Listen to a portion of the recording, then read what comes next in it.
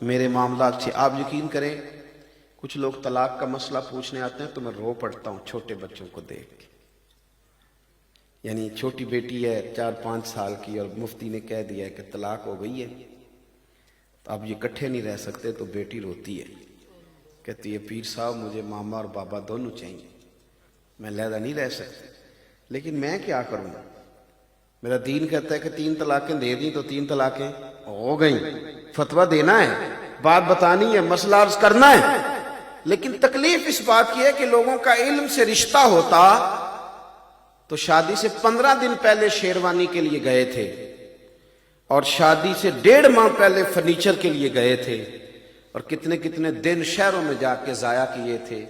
اللہ کرے کوئی 1 گھنٹہ نکال کے کسی عالم کے پاس بیٹھتے, اس سے نکاح طلاق کے مسئلے پوچھتے کہ صاحب کیا کرنا ہے, کدھر جانا ہے. تو ہم نے وہ نہیں پوچھا. اگر ہمیں پتہ, حضرت عمر کوڑے لگواتے تھے جو 3 طلاقیں کو بندہ کٹھی دے دیتا تھا, فرماتے تھے قابل تعزیر جرم ہے, لیکن طلاق بہرحال نافذ ہو جائے گی. 3 طلاقیں دے دی تو 3. کچھ لوگ کہتے ہیں, سادے بندے کہتے ہیں دیکھو جی میں نے 3 طلاقیں دے دی ہیں پر ایک ہی دفعہ کیسے ہو گئی؟ تو میں نے کہا جس طرح قبول ایک ہی دفعہ ہو گیا تھا کہ نہیں ہو گیا تھا, کہ 3 مہینے لگے تھے. وہ 3 دفعہ اکٹھا ہو جاتا ہے تو طلاق بھی 3 دفعہ اکٹھی. کچھ اور بڑے بھولے ہیں, وہ کہتے میری بیوی سامنے نہیں تھی. تو میں نے کہا وہ تو نکاح کے ٹائم بھی کوئی نہیں تھی سامنے, اس نے وصول نہیں کی, تو یہ نکاح کا رجسٹری کا پتر اس نے وصول کیا تھا. ایسی بھولی باتیں کرتے ہیں عوام. تو عزیز اگر علم ہو, پتہ ہو, گھر نہیں ٹوٹتے. اگر آپ کو, علامہ اقبال کہتے ہیں کہ جب میں لندن میں وکالت کرتا تھا تو ایک نوجوان نے پہلے مجھے وکیل بنا کر کے اس نے نکاح کیا, پھر کچھ عرصے کے بعد بیوی سے اختلاف ہو گیا تو اس نے طلاق دینا چاہیے. میں نے بھی اسے کہا کہ اتنی تم نے کوشش کے ساتھ نکاح کیا ہے. اس کے ماں باپ نے بھی سمجھایا, سب نے کہا, لیکن وہ کہنے لگا نہیں, بس میرے دل میں اس کے لیے اب محبت نہیں رہی, چھوڑنا چاہتا ہوں. یہ نوجوان میری بات پر غور کرے, میں نے اب چھوڑ کے رہنا ہے.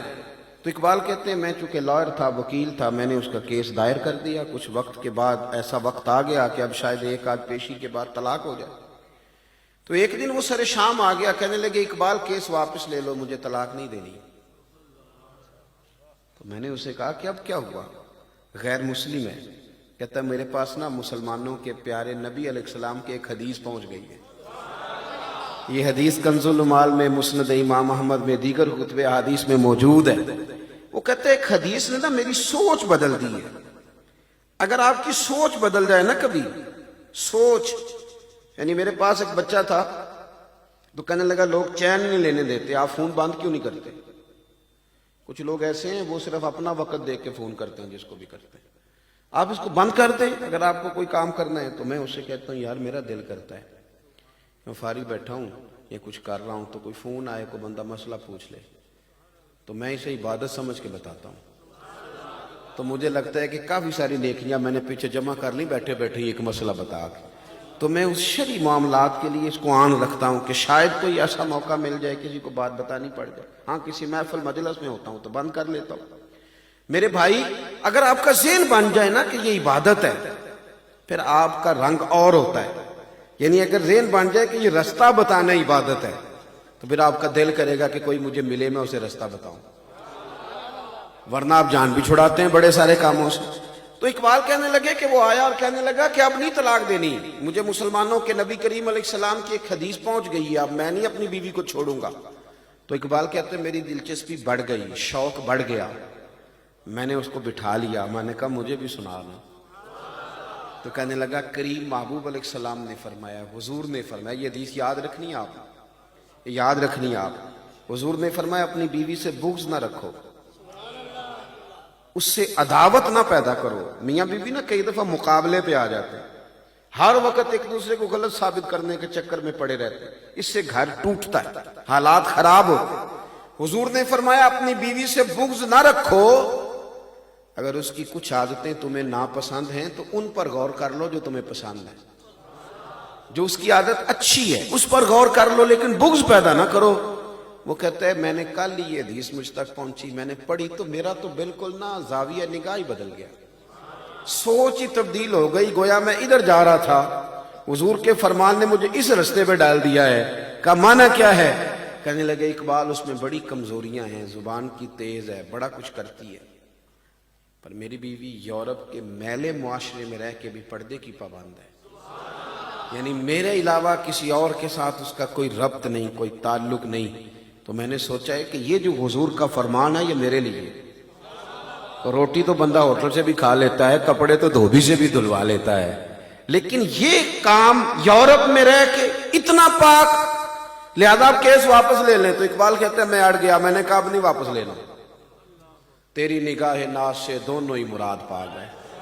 عقل غیاب جستجو، عشق حضور و اضطراب، اب نہیں واپس لوں گا میں. وہ کہتے کیوں، آپ کیوں نہیں لے گئے؟ تو کہنے لگے پہلے اس محبوب کا کلمہ پڑھ جنہوں نے تیرا گھر بچایا ہے. تو اقبال کہتے ہیں وہ نوجوان مجھے کہنے لگا میں تو ڈھونڈ رہا تھا، اور یہ بڑے سارے نوجوان ڈھونڈ رہے ہیں، بڑے سارے. میں تو ڈھونڈ رہا تھا کہ کوئی میرا بازو تھامے اور میرا گنبد خضرا سے رابطہ کرا دے.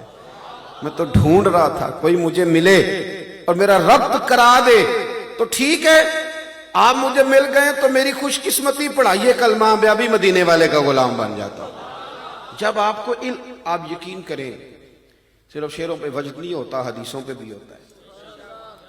اللہ کرے کبھی آپ کو چسکا لگ جائے گا، کبھی چسکا، کبھی حضور کے فرمان پہ جھومنے کا چسکا لگ جائے، اوئے ہوئے ہوئے، ایک حدیث پڑھ لیں سارا دن طبیعت شاش بشاش رہتی ہے، مزہ ہی رہتا ہے، مزہ ہی، یعنی لطف ہی رہتا ہے اور کمال ہو جاتی ہے.